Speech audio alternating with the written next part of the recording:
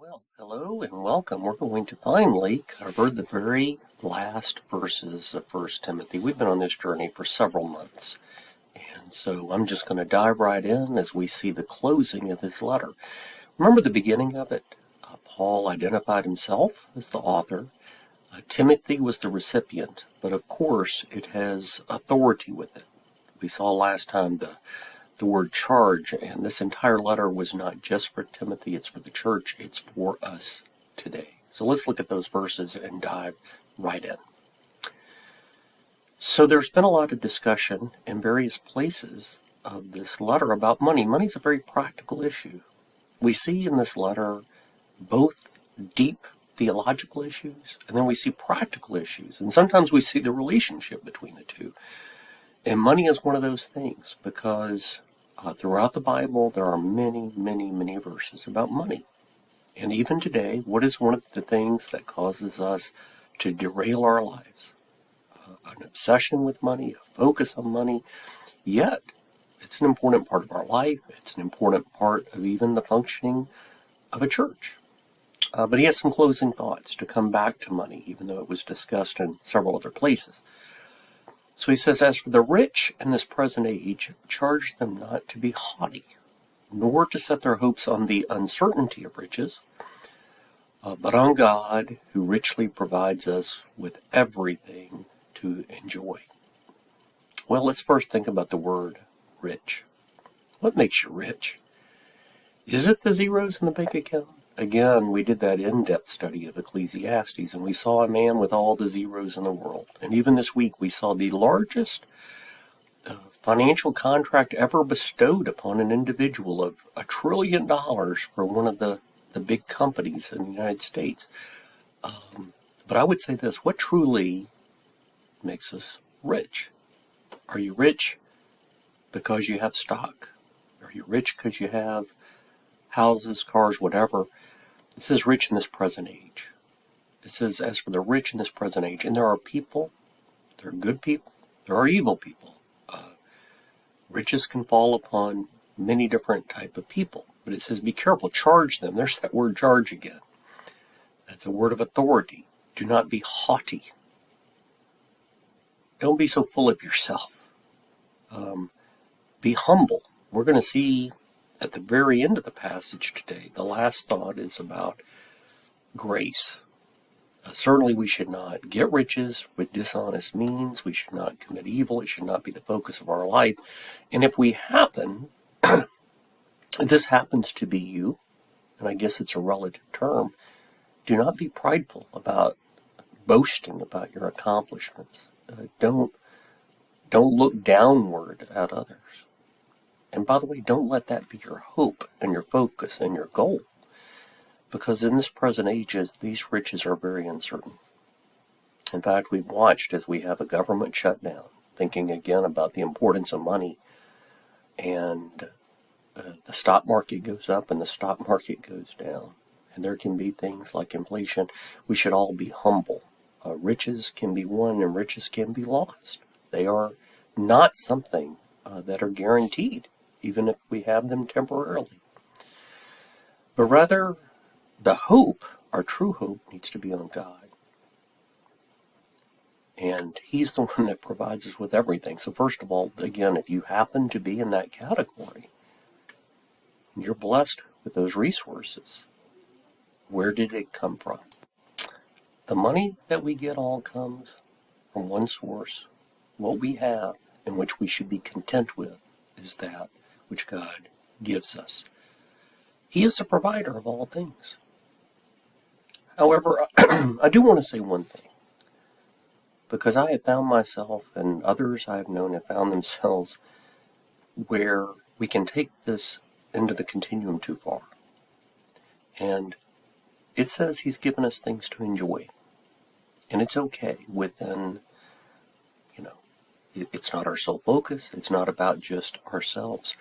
But God does. There's nothing wrong in the proper context, in the proper place, to enjoy things on this earth. God has given us things to enjoy.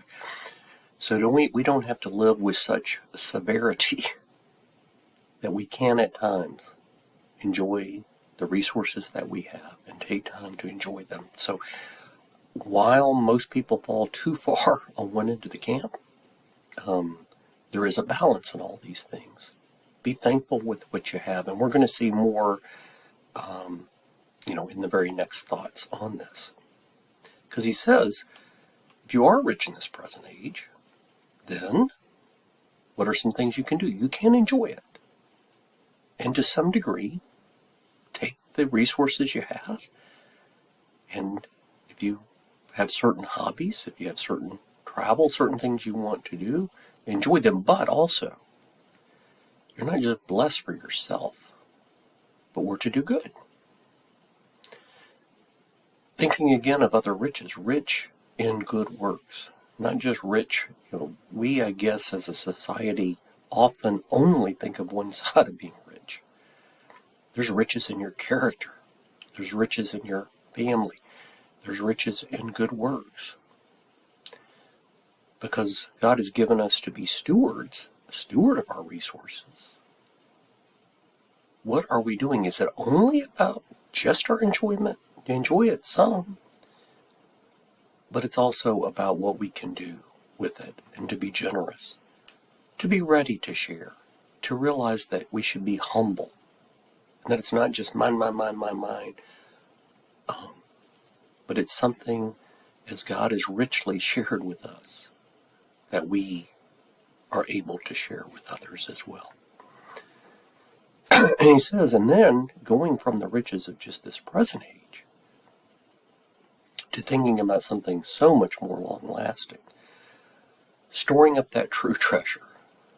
The treasure, remember, that rust and moths, that will not fade away, that will not wither away, that will not be gone with the wind. But that treasure, that is truly the good foundation for the future. So they may take hold of that which is truly life. And I want to take a second, and I want to reflect upon this. Sometimes we can read things so quickly, we don't dwell upon what the words mean. To take hold of something is literally something to possess. To possess. Now you think you possess money, but money can be easily lost. But life can be taken hold of and possessed. And I want to take this passage, thinking of eternal treasure, eternal life, and looking at one of my favorite verses. I've always, since I first heard it, for many, many years, for decades really, 1 John 5:13. I write these things to you who believe in the name of the Son of God, that you may know that you have eternal life. I was talking with someone not long ago, and they actually said to me, I identify as a Christian.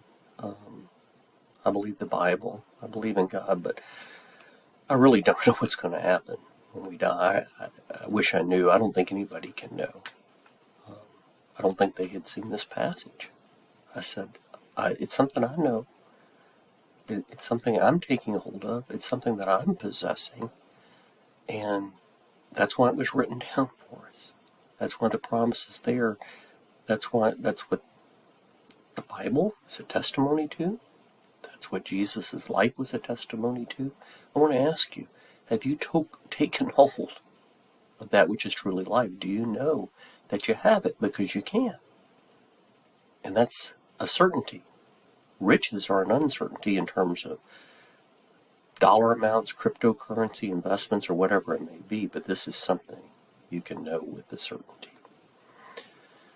So if something is valuable to you, because we're talking about valuable resources, and we think about guarding monetary resources, a bank could have guards, a store could have guards, or we might even in today's age guard ourselves with some kind of LifeLock service or something in case we were hacked. We want to guard our deposits. We want to guard our resources. But he's saying to Timothy, guard this far greater rich, the life that we have, which can be squandered, our time, how we use our resources, what we believe and what we're taking hold of. Guard the deposit. He's not talking about money here. He's talking about his faith, which has been given to you. Another theme of the letter has been about these false teachers. So he also said, guard yourself from irreverent babble. Think of even the word babble today. If we say someone's babbling, they're not speaking the truth. And contradictions of what's falsely called knowledge. We guard our minds. That's when we're in the Bible. That's when we have sermons. We got to stay focused. It says, well, some have swerved from the faith, and therefore they're squandering that which has been entrusted to them. So if that was true for Timothy, it's every bit as true for us today. Take protective actions on that which you possess and which you hold and the things which are eternal. Now here's his very final words. Grace be with you. Now we could just read that and move on. But in closing, I want to take a little time for reflection. It's a very common, I was looking at him. He said in almost every letter. It was not just a closing here. It was a closing in other letters as well. Those were his last words. Grace be with you. Grace be with you. Why is it significant? Let's say we were to say this to another person. Well, we're talking here about true riches, and what's one of the greatest riches? Is the riches of grace that God has given us. It's the basis, it's the very basis of our salvation. And not just our salvation, but every good thing in our life. And grace is literally the word, unmerited favor. The opposite of a paycheck. Again, we think of our riches. Oh, I worked hard and I earned it. You might work hard. Other people work hard as well. But what you have, if we truly think about it, we don't deserve what we have. It's unmerited. It's favor. Yet God is rich in it. In terms of our salvation, I could share with you from Romans, other places, but Ephesians says, for by grace you have been saved. Not of works. It's not of works. It's through faith. It's not your own doing. It's the gift of God. You know that eternal life we hold? It's not because I'm such a good person. It's because I have anchored my faith and my belief in what Christ has done. And that's my basis, because God has chosen to give it to me.